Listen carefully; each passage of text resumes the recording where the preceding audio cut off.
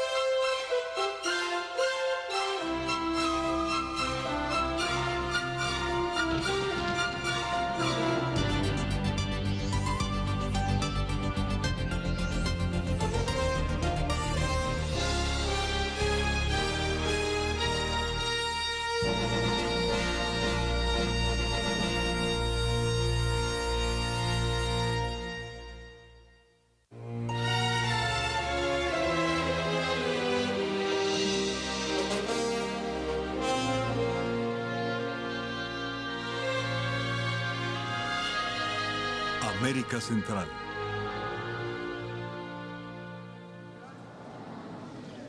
El Señor esté con ustedes. Levantemos el corazón.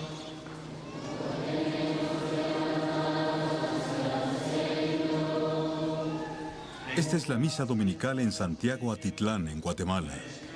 Un legado del siglo XVI, cuando las religiones más grandes del planeta buscaban capturar nuevas congregaciones.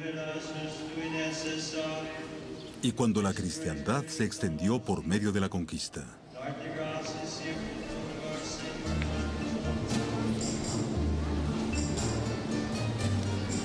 Parte del servicio se hace en maya. Todo tiene un sabor fuertemente local que ahora la Iglesia Católica acepta con gusto.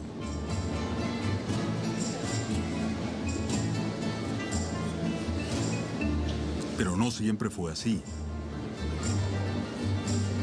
Cuando el catolicismo empezó a conquistar almas aquí, persistió una tragedia en particular. Sucedió en la provincia mexicana de Yucatán. Es la historia del fraile Diego de Landa.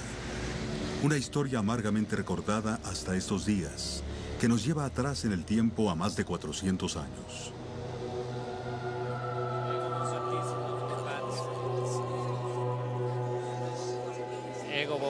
Diego de Landa fundó y dirigió la misión franciscana en Yucatán. Él y su pequeño grupo de frailes atendían a más de 250,000 de almas mayas, y todas sus energías eran dedicadas al bautismo.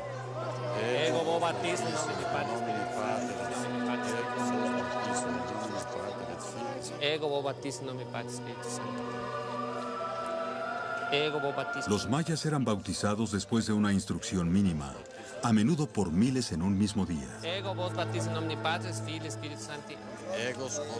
De Landa pudo haber previsto el peligro en esta propuesta, pero sin el bautismo, esas personas no tenían esperanza de salvación.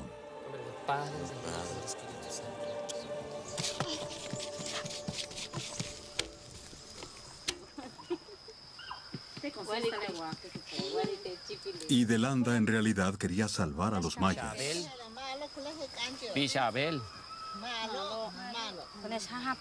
Pasó tiempo en las aldeas. Aprendió a hablar diferentes dialectos y trató de dominar las costumbres locales.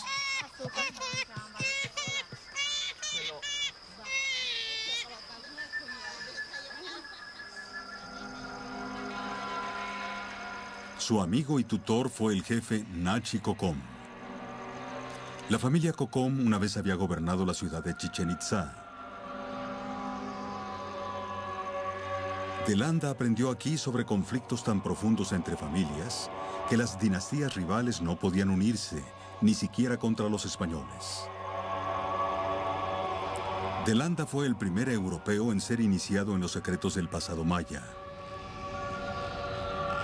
Aunque por muy interesado que estuviera en registrar la tradición maya, De Landa estaba más interesado en cambiarla por la cristiandad.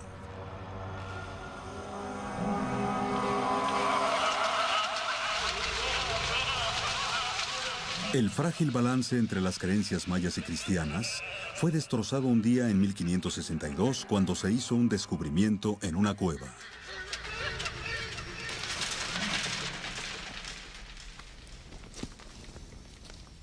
Oí ladrar el perro. Pensé que iba a pescar el venado. Vine a ver qué está pasando y me encuentro con esto. ¿Pero qué es esto? ¿Qué significa? Dicen que son los antiguos dioses que ya regresaron.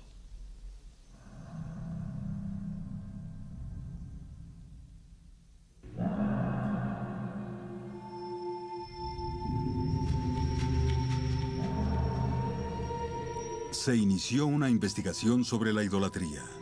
Los aldeanos fueron rodeados e interrogados. Cuando sin dificultad admitieron poseer ídolos y adorarlos para obtener lluvias y buena cacería, estos fueron recolectados.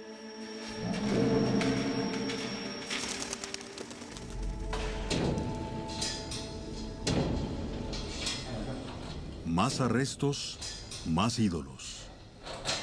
Al extenderse la red, la histeria empezó a apoderarse de los franciscanos.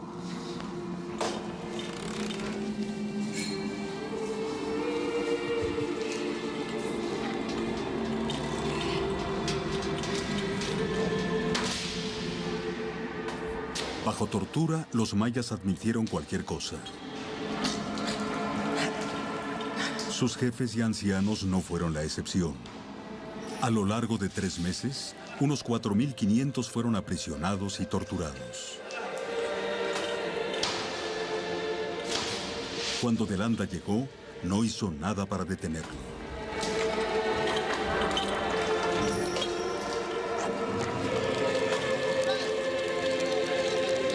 El terror culminó en una gran inquisición. En una misma noche, cientos fueron juzgados, castigados y ritualmente deshonrados. Sus ídolos fueron destruidos, sus libros más sagrados fueron quemados.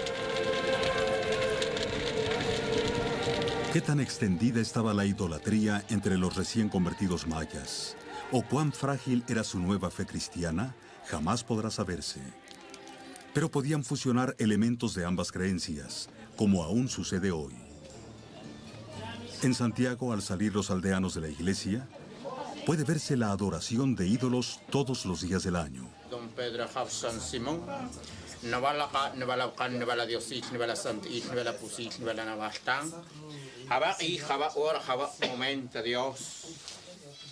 Este es Machimón. Es un ídolo en parte cristiano y en parte maya. Los aldeanos le piden consejo y le traen ofrendas. Machimón tiene una particular predilección por los cigarrillos, el licor y las corbatas.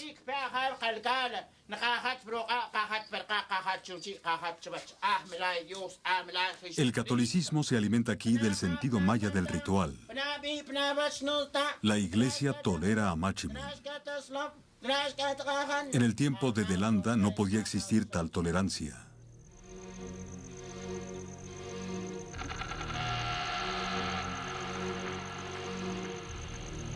Los colonos españoles en Yucatán temían a la rebelión si la persecución continuaba. Finalmente llegó un nuevo obispo para actuar como árbitro. Su nombre era Francisco Toral. ¿Apoyaría a De Landa o detendría la persecución?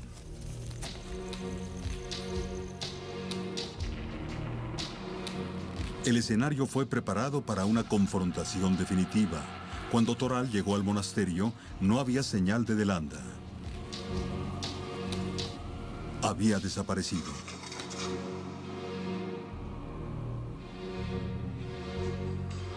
Cuando Delanda regresó al fin, estaba más que listo para presentarse ante su obispo.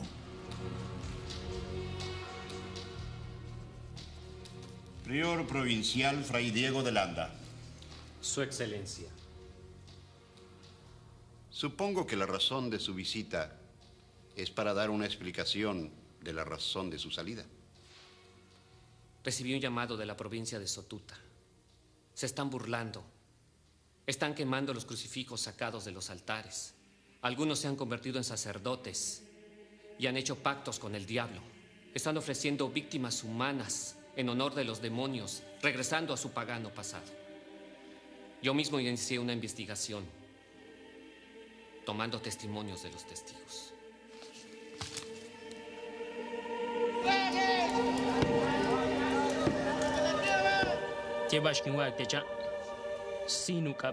En los sacrificios mataron y crucificaron a 2 muchachos, Aj Chable y Aj Shol.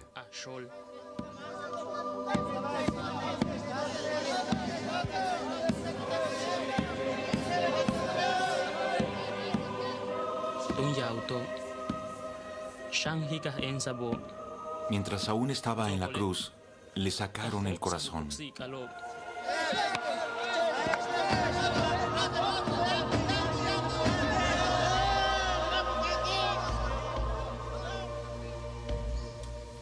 Pero Toral no estaba totalmente convencido. Estas confesiones, aunque espeluznantes, eran también convenientes para justificar los métodos del fraile. El obispo envió agentes para averiguar el paradero de las víctimas o cualquier prueba de que los sacrificios habían sido efectuados.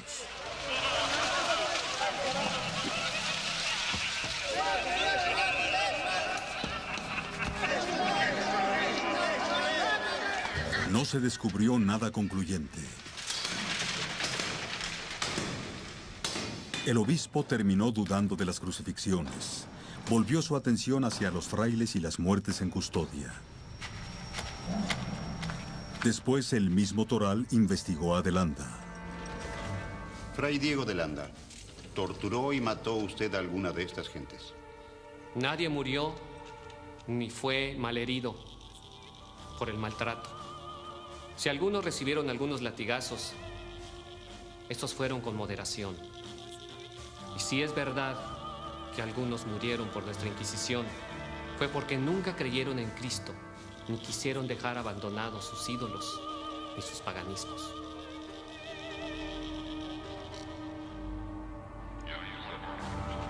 Delanda entró en recogimiento. El obispo proclamó a los mayas inocentes en su idolatría e inocentes de herejía. Derrotado, Delanda llevó su caso de vuelta a España, donde finalmente limpió su nombre.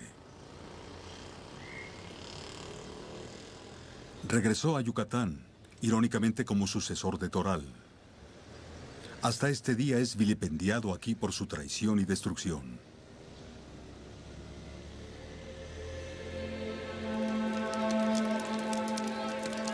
Pero existe otra interpretación, una que no es tan simple. Como resultado de la Inquisición de Delanda, hubo un significativo cambio en la estructura maya de poder.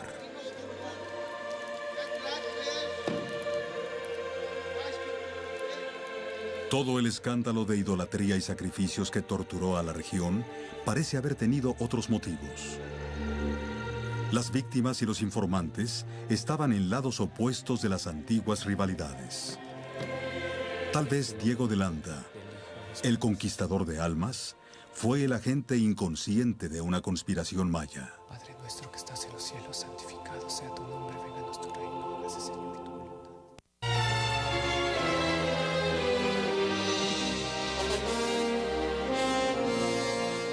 Rusia.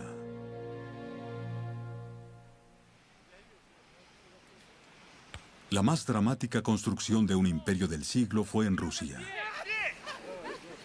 donde la ciudad-estado Moscú se expandió en más del 100% en un vasto imperio terrestre.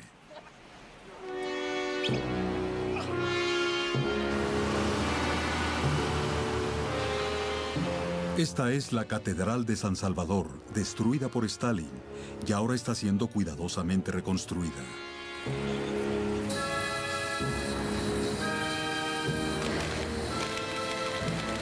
La iglesia ha sido el centro del poder y el prestigio de Moscú.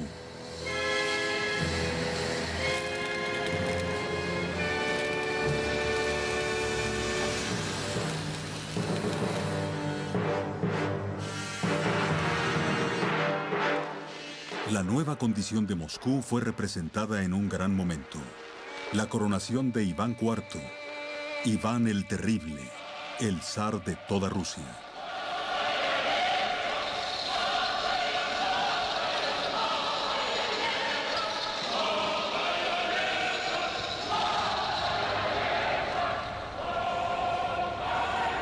Esta es la estación de Kesansky en Moscú, para los destinos del sur y el este.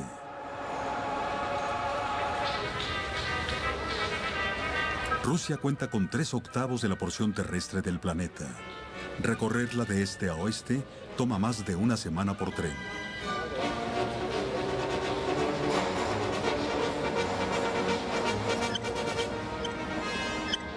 El enorme alcance oriental que caracteriza a Rusia fue abierto por Iván. Antes de él, la expansión rusa siempre había sido bloqueada por Kazán, el imperio musulmán de Oriente. ¡Marcharemos sobre Kazán! Iván sitió a Kazán. Cuando cayó, el camino a Oriente fue finalmente abierto. Ahora todos reconocerán al zar de Moscovia como el soberano de toda Rusia.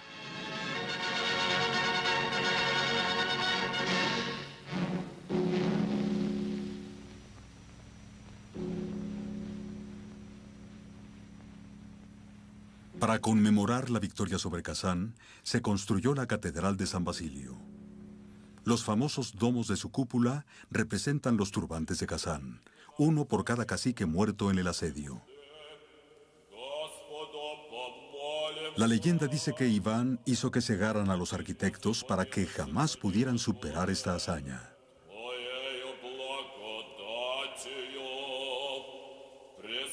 La iglesia legitimó el imperio ruso.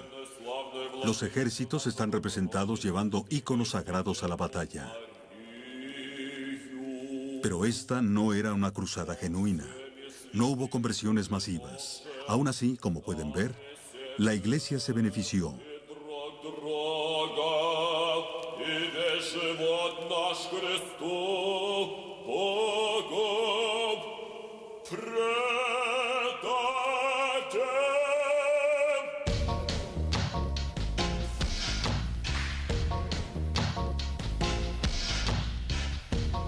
Lo que pagó todo este esplendor fue una cosa: la piel. Al igual que el oro sedujo a los españoles hacia las Américas, la piel fue la carnada para la conquista rusa. En Moscú, la cantidad de pieles que uno poseyera identificaban su riqueza y su rango.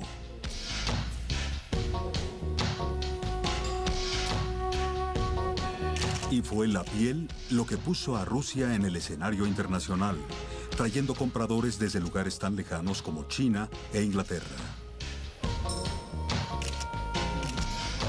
Controlar la producción de pieles significaba avanzar más hacia el este, hacia Siberia. Siberia es tal vez el terreno más severo en la Tierra, a menos que uno sea un animal peludo. Iván no consignó a un ejército aquí. En lugar de eso, confió en mercenarios cosacos que viajaban lenta pero seguramente a través del glacial páramo. Ellos atacaron a los señores locales y aterrorizaron a las tribus, robando las pieles y enviándolas a Moscú.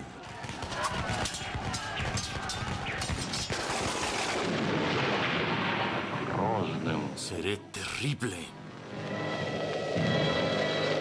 La tensión del imperio ayudó a trastornar a Iván.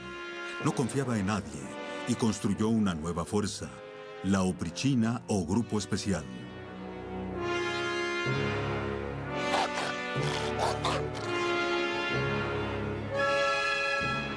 Eran los agentes secretos de la expansión del Estado de Terror, la primera policía secreta rusa. Las personas eran encerradas y ejecutadas, desolladas vivas y dadas como alimento a los perros.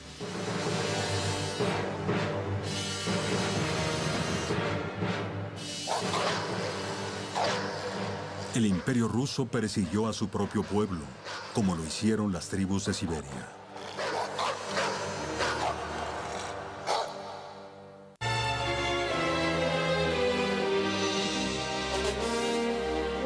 Japón.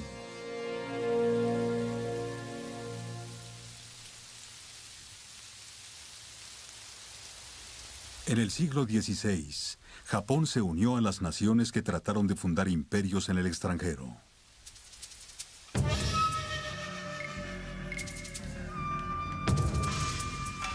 Por casi 200 años, jefes militares rivales se habían adueñado del país en porciones cada vez más pequeñas.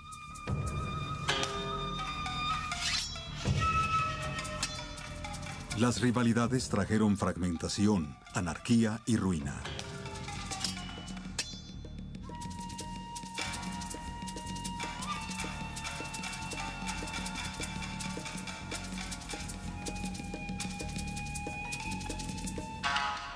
Pero finalmente un hombre logró restaurar el orden. Su nombre era Toyotomi Hideyoshi, un soldado campesino conocido como la Rata Calva.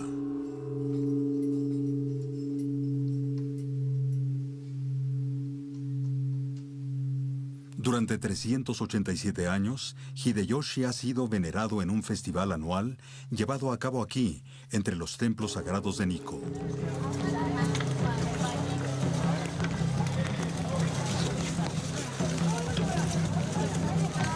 El altar portátil de Hideyoshi es llevado en procesión alrededor del complejo de templos por 50 sacerdotes.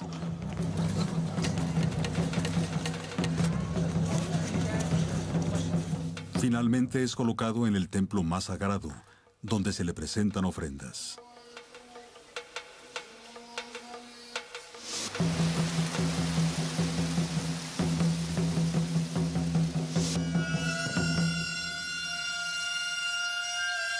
La obra de Hideyoshi fue tal que llegó a ser reverenciado como el verdadero arquitecto y reconstructor de Japón.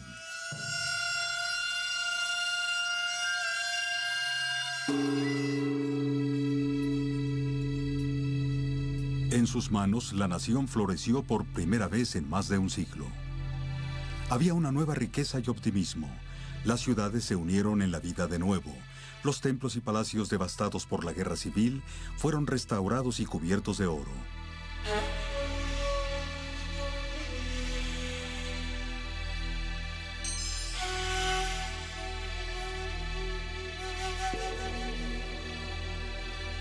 El espectáculo era poder, y Hideyoshi adoraba el espectáculo. Este fue el período en el que la ceremonia de té evolucionó como una obra de teatro, diseñada para Hideyoshi por su amigo y confidente más cercano, Senjo Riku. Riku fue la mayor influencia en la estética de la época. Aunque gradualmente Hideyoshi llegó a sospechar de su superioridad. En un arranque de despecho, le ordenó a su maestro del té que realizara el suicidio ritual.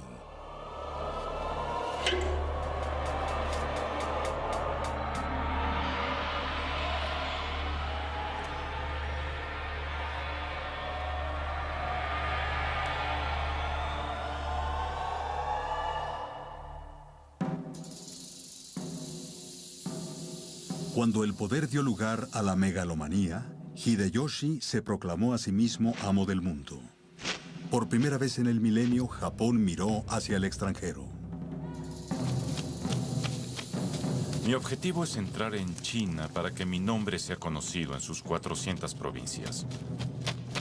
Tomar este país virgen será tan fácil como aplastar un huevo.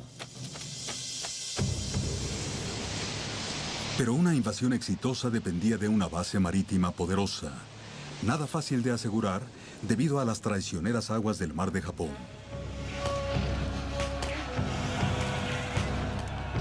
El plan imperial comenzó con una invasión a Corea.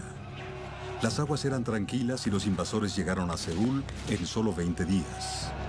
Por un momento, el sueño de Hideyoshi se asemejó a una profecía.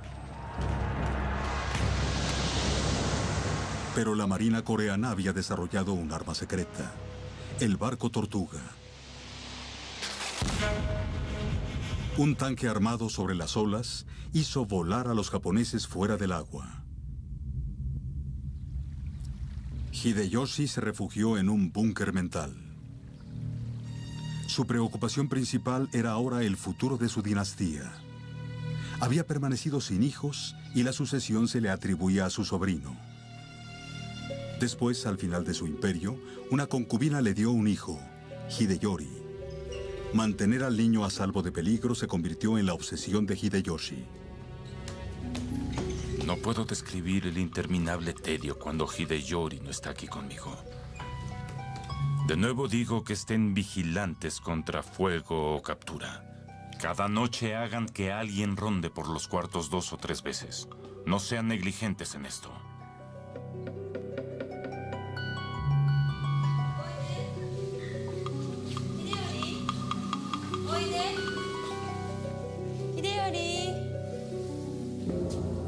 El anciano emperador fue despiadado en asegurar la sucesión de Hideyori. Ordenó a su sobrino que se suicidara y masacró al resto de su familia.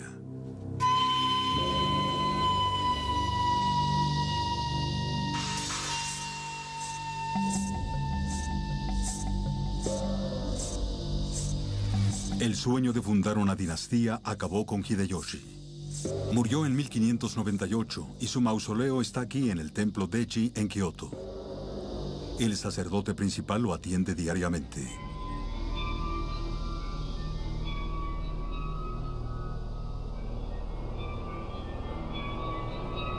Los generales de Hideyoshi, al regresar derrotados de Corea, frustraron la sucesión. Sus súplicas de lealtad hacia su hijo no fueron escuchadas. Hideyori y su madre se suicidaron.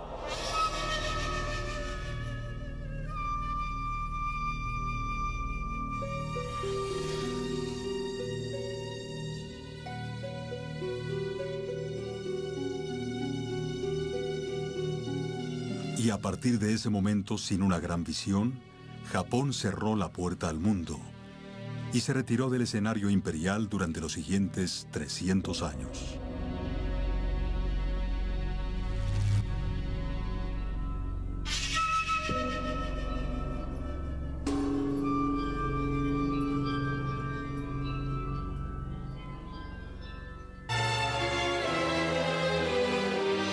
India.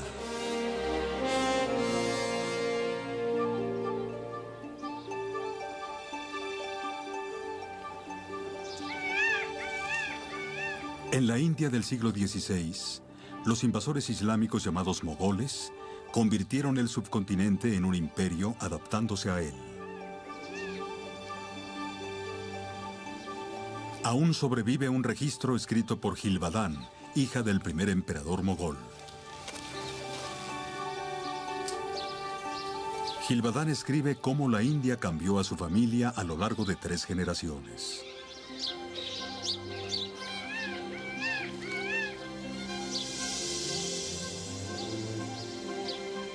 Su descripción la devolvió a su infancia y más allá.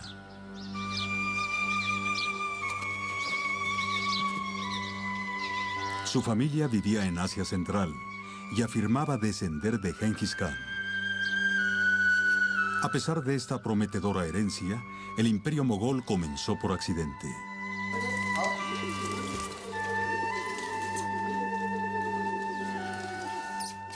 El abuelo de Gilbadán, Omar Sheikh Mursa, estaba más interesado en los pichones que en la política. Pero la afición del sheikh resultó ser su perdición.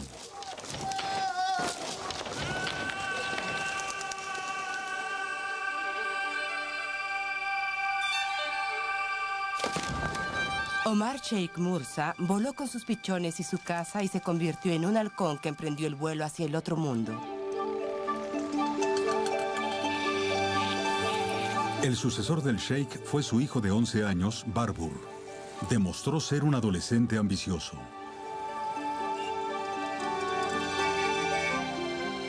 Barbur sitió a Samarcanda, pero bloqueado aquí, volvió su atención hacia el este e invadió Kabul y se dirigió a la India. 8 campañas lo llevaron a través del subcontinente hasta Bengala.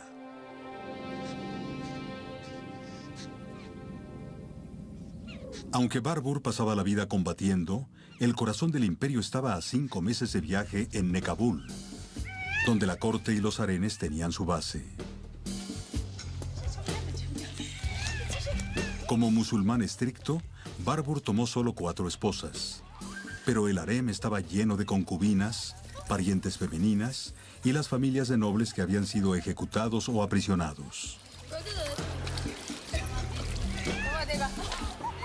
Había hijas, madres, tías y sirvientas. Es posible que Barbur jamás supiera de cuántas mujeres era responsable.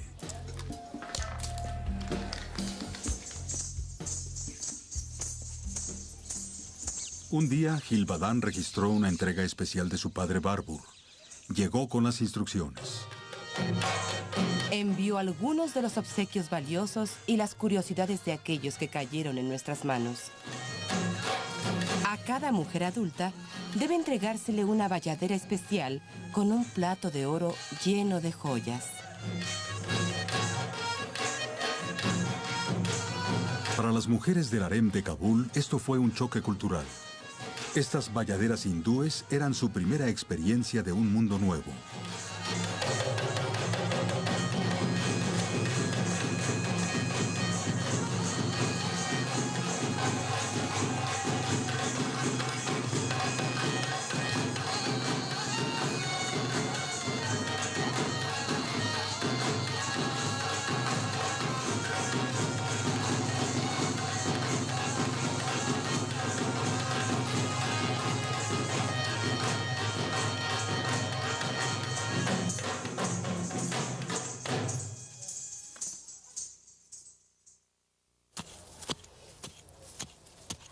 Barbur amaba a la India por lo que saqueaba, no por su cultura. 8 años ahí solo fortalecieron su identidad como musulmán. Cuando los príncipes guerreros hindúes se unieron para atacarlo, Barbur invocó una guerra santa. Por amor a la fe me convertí en el enemigo de los paganos y los hindúes. Combatí para convertirme en un mártir. 2 años después de su victoria, Barbur había muerto de disentería en lugar de ser convocado por Dios.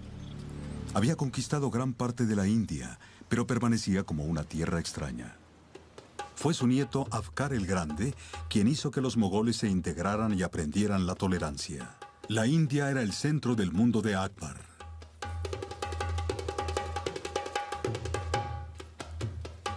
El harem ayudó a construir el imperio. Alianzas matrimoniales le dieron tierras y lealtad. En lugar de 4 esposas, se estima que Akbar tuvo más de 800.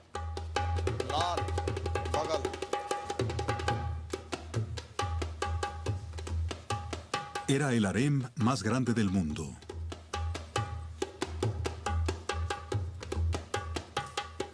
Esto era del desagrado de su tía Gilbadán, quien era devotamente musulmana.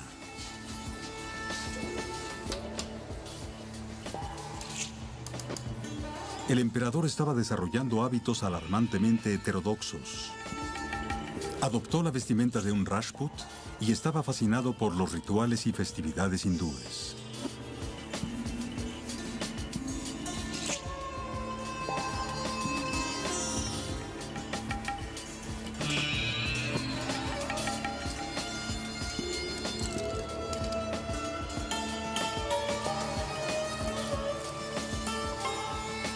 La diversidad de la India estaba reflejada en la imagen que tenía Akbar de sí mismo.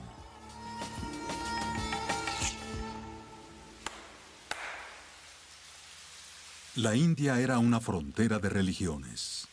Akbar construyó una casa de adoración especial en la que todos los diferentes credos estaban representados. Su intención era dirigir una discusión ordenada, asimilar argumentos de todos los bandos y construir una teología realmente comparativa.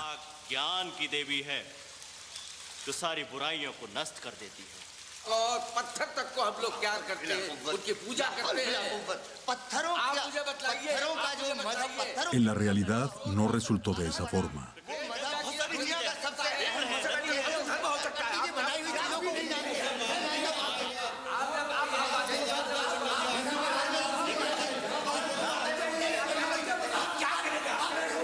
A menudo los ministros no podían ponerse de acuerdo ni para sentarse.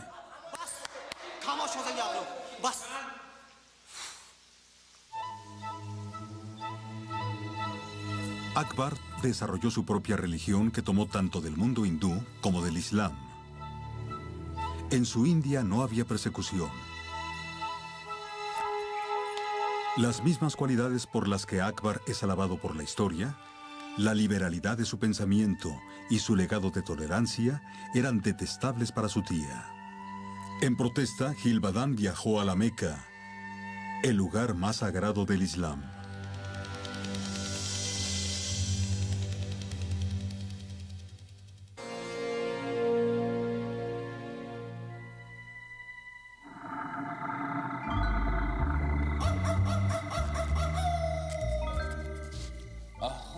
Un cuerno que creció en la frente de una mujer inglesa. La pasión de Cristo, finamente tallada en una semilla de ciruela. Las enormes botas pertenecientes al deforme duque de Johann Friedrich II de Saxon-Coburg. Insectos que brillan en la noche en Virginia, ya que a menudo no hay día ahí durante más de un mes. Un mechón de cabello de Petrus González, el hombre cubierto de pelo de Tenerife.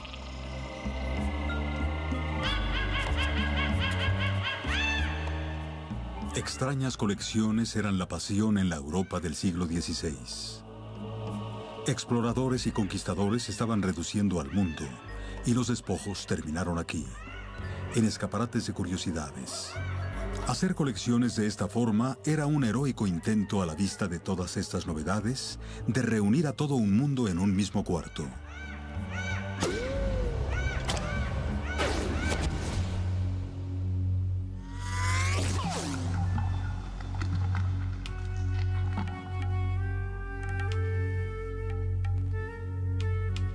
Las colecciones fueron primeramente diseñadas para provocar admiración. Una experiencia que el filósofo René Descartes sentía que era fundamental para la época.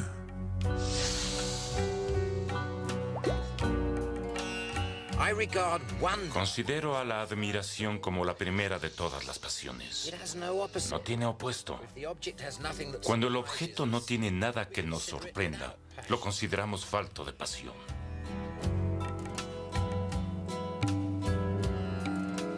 Los coleccionistas eran científicos o príncipes.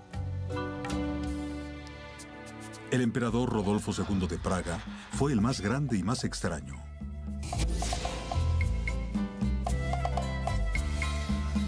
Puso más de 20.000 objetos y especímenes de todo el mundo dentro de solo 4 cuartos.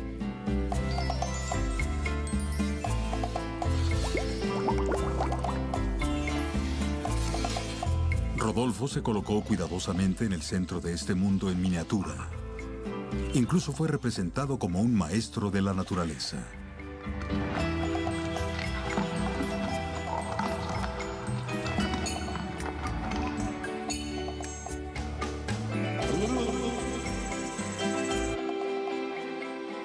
Su colección tenía un mensaje político. Era un lugar donde los dignatarios visitantes podrían maravillarse tanto por las maravillas como por la extensión del alcance de Rodolfo en el mundo.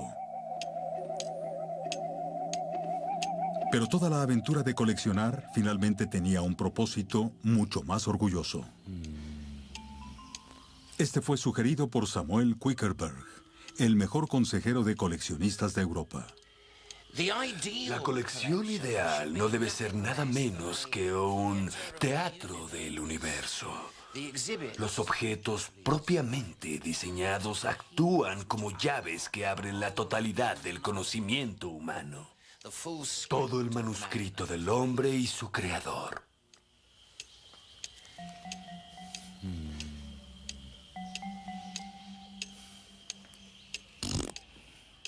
Si esto tenía el sabor de la magia, de un pacto faustiano con el demonio para obtener conocimiento de todas las cosas, Quickenberg se apresuró a señalar las credenciales cristianas apropiadas para tal empresa. Al hacer un teatro del universo, el propósito más elevado, por supuesto, es honrar la sublime creación de Dios, mostrar sus milagros en todas sus facetas.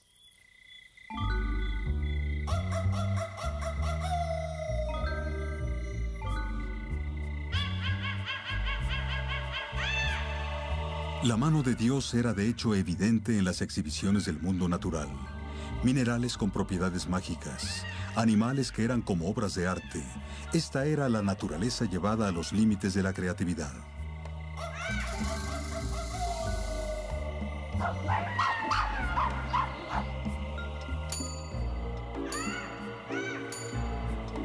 Pero el hombre podía ser rival de Dios en la invención de objetos extraordinarios. Parecía que Dios ya no sería el único creador.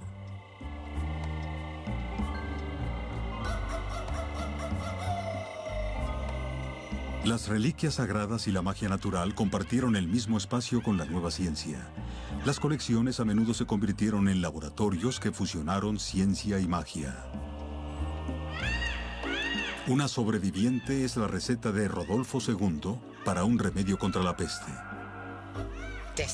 Sapos disecados y gallinas pulverizadas, la sangre menstrual de una doncella joven, arsénico blanco, perlas y esmeraldas de Oriente. Esta mezcla debe ser horneada en un pastel de sapo y después llevada cerca del corazón en un amuleto.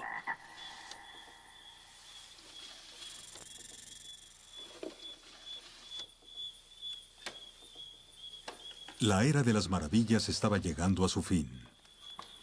Con el comercio y el tráfico a través del mundo, estos objetos perdieron su poder para causar admiración. La idea de que todo el mundo podría ser almacenado como datos en un solo cuarto, solo ahora se está volviendo creíble de nuevo.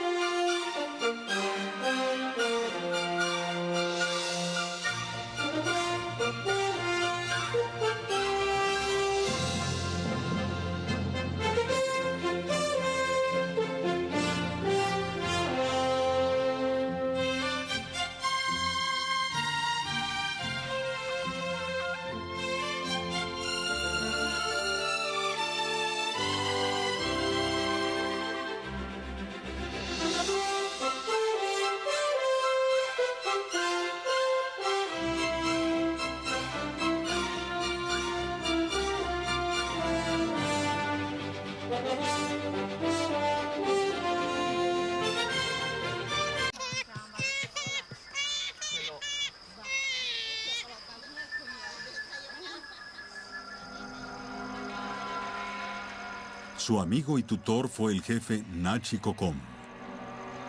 La familia Cocom una vez había gobernado la ciudad de Chichén Itzá. Delanda aprendió aquí sobre conflictos tan profundos entre familias que las dinastías rivales no podían unirse, ni siquiera contra los españoles. Delanda fue el primer europeo en ser iniciado en los secretos del pasado maya. Aunque por muy interesado que estuviera en registrar la tradición maya, Delanda estaba más interesado en cambiarla por la cristiandad.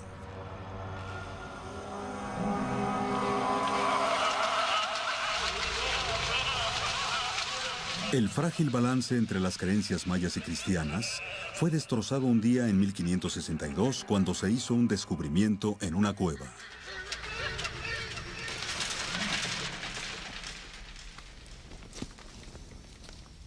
Oye, ladrar... Tlán, en Guatemala. Un legado del siglo XVI, cuando las religiones más grandes del planeta buscaban capturar nuevas congregaciones. Y cuando la cristiandad se extendió por medio de la conquista.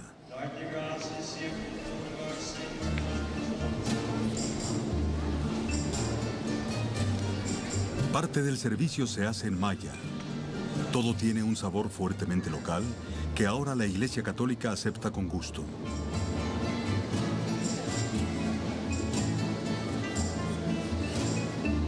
Pero no siempre fue así. Cuando el catolicismo empezó a conquistar almas aquí, persistió una tragedia en particular. Sucedió en la provincia mexicana de Yucatán. Es la historia del fraile Diego de Landa. Una historia amargamente recordada hasta estos días, que nos lleva atrás en el tiempo a más de 400 años.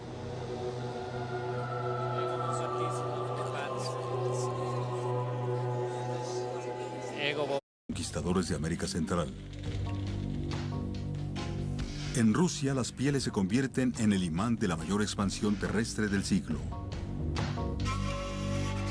En Japón, los jefes militares dan fin a siglos de luchas entre familias y se lanzan a la conquista.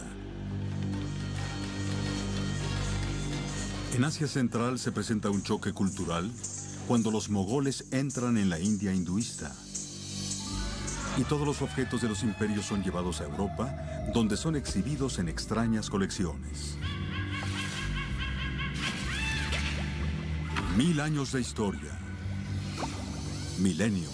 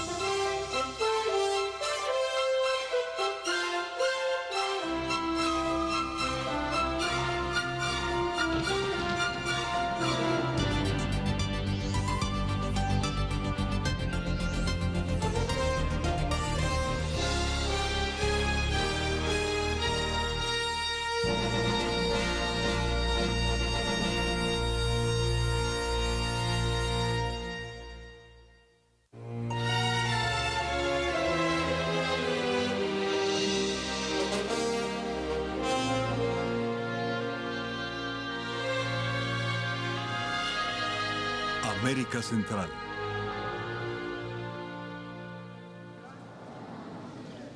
El Señor esté con ustedes. Levantemos el corazón.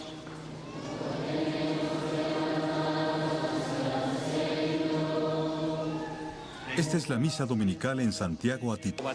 Diego de Landa fundó y dirigió la misión franciscana en Yucatán. Él y su pequeño grupo de frailes atendían a más de 250,000 de almas mayas, y todas sus energías eran dedicadas al bautismo.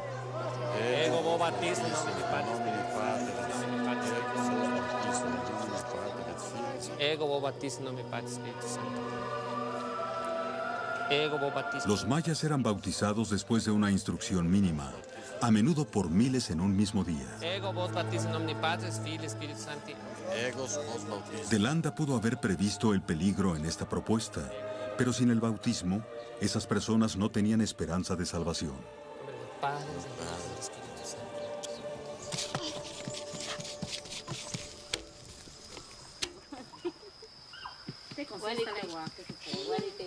Y De Landa en realidad quería salvar a los mayas.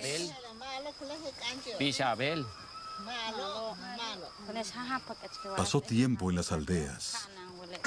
Aprendió a hablar diferentes dialectos y trató de dominar las costumbres locales.